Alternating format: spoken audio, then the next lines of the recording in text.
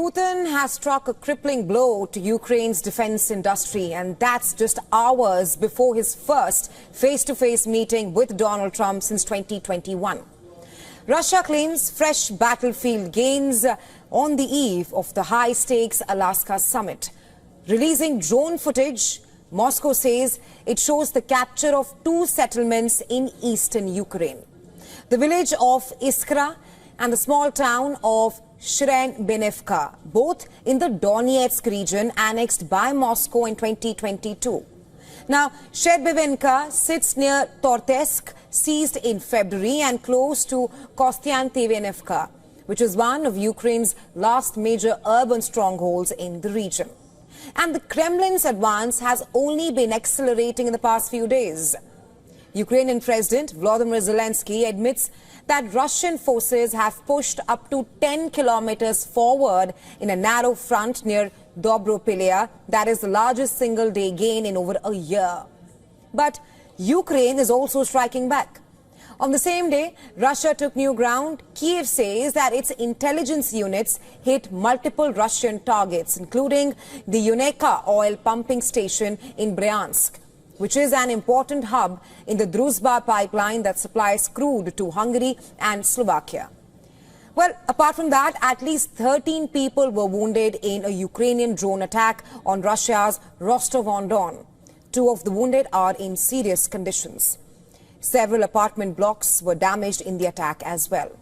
Meanwhile, Russia's Ministry of Defense says that its forces have been pounding Ukrainian electronic warfare systems, radars, ammunition depots and much more. It claims to have intercepted HIMARS rockets, aerial bombs and hundreds of Ukrainian drones in just 24 hours. And that's not all. Russia continues to inflict damage on Ukraine with the same intensity, if not more. And now that the talks have started, sans Ukraine, without Ukraine, on Thursday, Russia's Federal Security Service, FSB, said that coordinated strikes have wiped out 4 defense plants. Apart from that, it has also destroyed facilities for the Sapsan, which is a tactical ballistic missile with a 700-kilometer range, capable of putting Moscow in the crosshairs. The FSB calls the damage colossal, saying that it has halted Ukraine's domestic missile program. Well, Russian President Vladimir Putin, meanwhile, is praising Trump administration, calling Washington's current efforts to end the Ukraine war vigorous and sincere. He has said that he hopes that Friday's summit will lay the groundwork for peace and perhaps even agreements on arms control. I would like to share with you where we currently stand in the current US administration, which, as everyone well knows, is making, in my opinion, quite vigorous and sincere efforts to halt hostilities, end the crisis and reach agreements that serve the interests of all parties involved in this conflict. This is to create long-term conditions for peace, both between our countries in Europe and in the world as a whole. If at the next stage we reach agreements on strategic offensive arms control. Also on Thursday, Kremlin aide Yuri Yoshakov has said that the 2 leaders will meet one-on-one at 11:30 local time, that's 1 a.m. IST, before bringing in their delegations, including Russia's top diplomat, defense minister and finance chief, for working talks over breakfast. The day will then end with a joint press conference. The official agenda is resolving the Ukraine crisis. The question is, what actually happens when the 2 leaders meet? That we'll have to wait and watch. And while shifting focus, after creating chaos in Taiwan, tropical storm Podul has now made a landfall in South China, dumping over 70 millimeters of rain in an hour on various provinces. Our next report telling you more.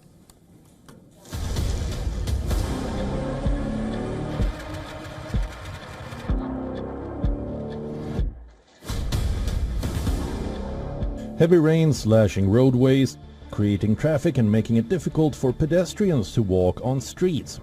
Skies roaring with thunder and lightning. Boats finding their way into storm shelters.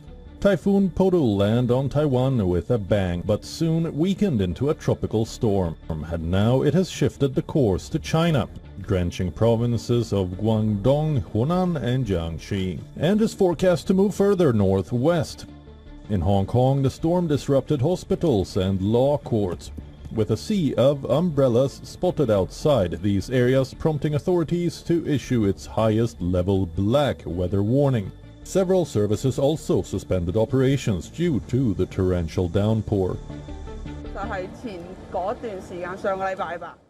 It's true, last week and last month it's been raining constantly and raining heavily. Even in Guangzhou it's been raining unbelievably hard. Many places in mainland China have experienced flooding, which hasn't been good for anyone. My trip to Hong Kong this time has been completely disrupted. In East China's Fujian province, the storm dumped huge amounts of rain, with wind speed nearing almost 30 meters per second. As China braces itself for more rains in the coming days, experts warn that extreme weather patterns fueled by climate change might be a new normal for China. This stands to risk billions of dollars of commercial activity for the world's second largest economy. Bureau Report, WION World is One. Well, Bitcoin is back in the headlines and has achieved yet another milestone. The latest price milestone comes as companies and institutional players ramp up their exposure to the world's largest cryptocurrency. Bitcoin topped a new all-time high of 124,000 on Thursday, driven by growing expectations of U.S. Federal Reserve interest rate cuts and renewed corporate appetite for digital assets. Simultaneously, Ether climbed to $4,780, reaching levels not seen since 2021. The broader rally is being fueled by a bullish macro environment. Anticipation of Fed rate cuts in September is lifting the risk asset appetite. Regulatory momentum is strong. An executive order now permits crypto assets, including Bitcoin, to be a part of 401k retirement plans. Corporate demands also remain the other major fuel. BlackRock's iShares Bitcoin Trust is among the largest ETF inflows. Meanwhile, companies like MicroStrategy and Block Inc. continue adding Bitcoin to their balance sheets, cementing the asset's role in treasury strategies. The total crypto market cap has ballooned, exceeding $4.18 trillion, up from approximately $2.5 trillion in late 2024. Experts now eyeing the next threshold, with forecasts suggesting that Bitcoin could rally further towards $150,000 if bullish momentum and policy tailwinds persist.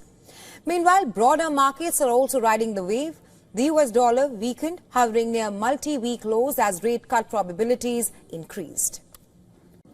And while Europe is sweltering under relentless and life-threatening heat, breaking temperatures are forcing nations across the continent to rethink how they are tackling climate crisis. The deadly infernos are not just limited to Europe, but also across Balkan and North American region. Our next report telling you.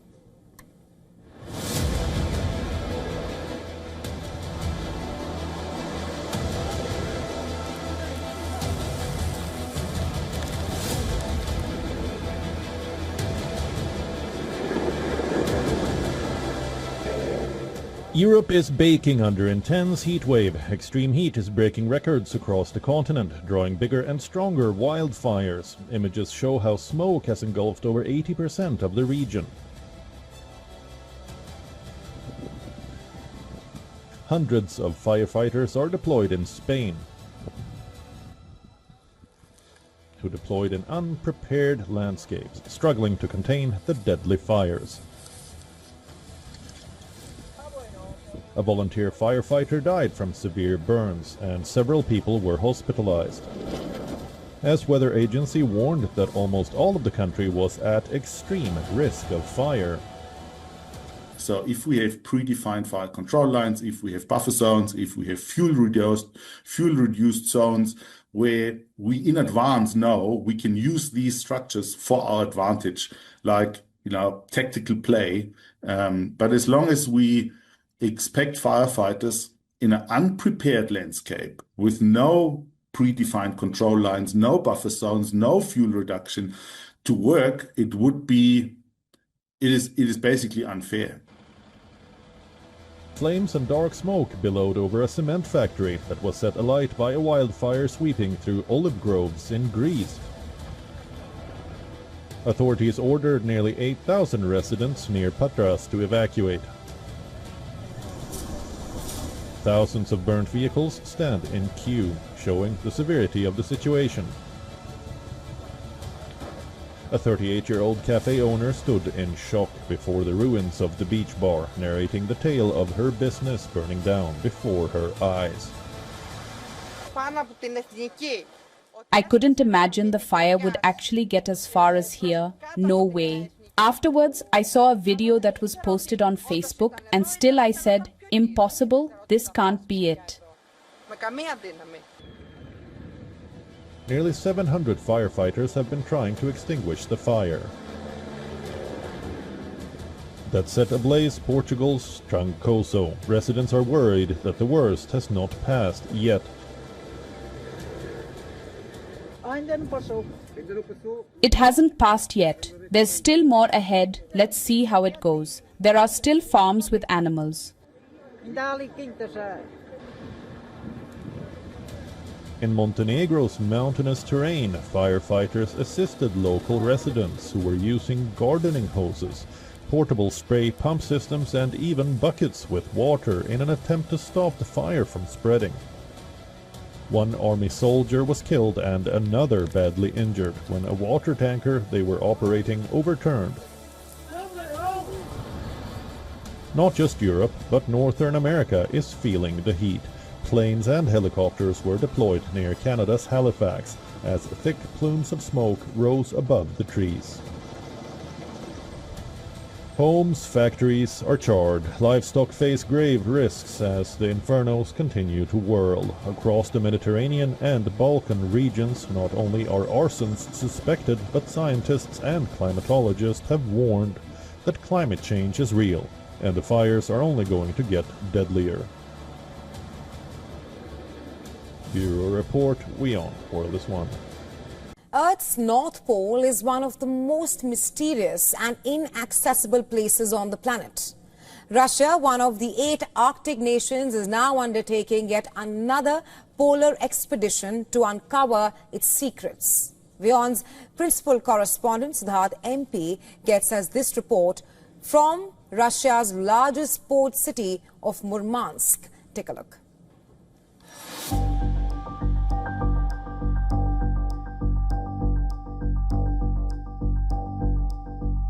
The world's largest city north of the Arctic Circle is shining bright in the sun. A perfect time to go for sailing. Enthusiastic students from over 20 nations have gathered for a voyage of their lifetime. Waving their national flags, proud to be a part of this historic expedition. Nearly 20% of Russia's territory is in the Arctic region. In fact, this extremely cold region with harsh climate is close to the heart of the Russian people, which is why Russia regularly undertakes expeditions to the very roof of the world, which is the North Pole. Right now, there's students gathered from at least 21 countries, and they'll be going on this Russian icebreaker, sailing all the way to the roof of the world, known as the North Pole. Russia's bright orange vessel, dubbed 50 Years of Victory, is one of the 8 Russian nuclear icebreaker vessels owned and operated by the country's nuclear agency, Rosatom. The vessel is specially designed to pierce through the thick Arctic ice in the North Polar regions. From Murmansk in Russia's northwest, this icebreaker ship will be ferrying about 70 students from 20 nations to the North Pole on a 2 weeks-long voyage. Personally, I feel like I'm quite literally on the top of the world, and it's something no Pirates of the Caribbean movie can even capture. Secondly, in terms of science, in terms of geography, there's one thing that's, it's rooted in books, and then another thing that's rooted in experience. So if it provides exposure, if it provides experience, it'll not just motivate me, it'll give me, this very fire to pursue it more. The journey to the northmost point of the Earth is a learning opportunity for the students and a host of researchers from across domains, from climate studies to geography, space and robotics. Russian space agency Roscosmos is working with Russian nuclear agency Rosatom. We will be testing prototypes of various technologies, including robotic rovers that can operate on icy planets. We will also explore and study the possibility of human spaceflight over Earth's polar regions. For a place characterized by constantly shifting sea ice, the voyagers are ready to uncover secrets of the Earth. For most people, the North Pole is something that they'll end up seeing only on a map, in a textbook, or probably on their phones. But for these students here, the North Pole is going to be a reality that will show up in front of their eyes, because they're undertaking an expedition to the North Pole on a Russian nuclear icebreaker. They'll be going there to learn more about the geography, about the science, and obviously about the nuclear technology that's taking them there. With video journalist Ajit from Murmansk in Russia, Siddharth MP, WION World is One.